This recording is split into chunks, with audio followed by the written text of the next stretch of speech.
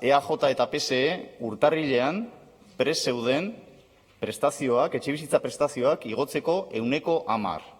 Orain azalduko dezue, baina ez guri, guk ulertzen dugu zergatik den. Jartzen ari zaretelako interes partidistak herritarren interesen gainetik. Claro, hemen ezin duzuena da oposizioari ogi papurrik eman, eta are gutxiago EH Bilduri. Orduan, uste dugu azalpenak ez dizkiguzula guri eman behar, baizik eta herritarrei. Prestazioak jasotzen ari diren 34.000 pertsona hoiei.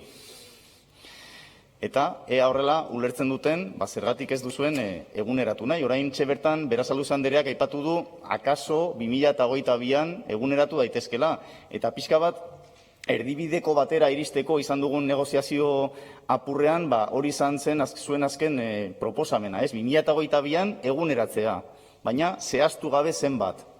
Onartu genizuen, nik uste gure partetik malgutasunarekin joan garela negoziatzera, esan genizuen, eztabaidagarria kopurua, eztabaidagarria iruditzen zitzaigula kopurua, eta eztabaidagarria iruditzen zitzaigula epea. Epea ez zitzaigun gaizki iruditzen 2022tik aurrera egitea igoera bat, edo eguneraketa bat, hobeto esan da, eta beraz, gure posiziotik ja malgutze bat onartu genuen, baina kopurua behar genuen nunbait finkatu. Orain Berasaluze andreak esan dit ez duela ulertu zergatik 17% igo baldin badira alokairuak, ea zergatik jarri dugun 100%. Nik nire aurreko interbentzioan azaldu dut, ez dut berriz ere azalduko, baina bueno, proposatu zenezake transazio batera iristeko 117 izatea edo 115. Baina ez duzue sartu nahi izan eztabaida horretan.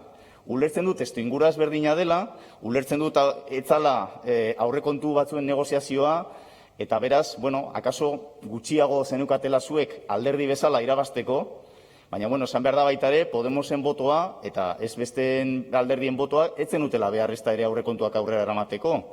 Orduan berriz ere esaten dut. Azalpenak ez dizkiguzue guri eman behar. Azaldu beharko diozue, 34.000 persektore hoiei ea zergatik urtarrilean prezeundeten haien prestazioak 10% igotzeko eta araontxe bertan ez zaudeten.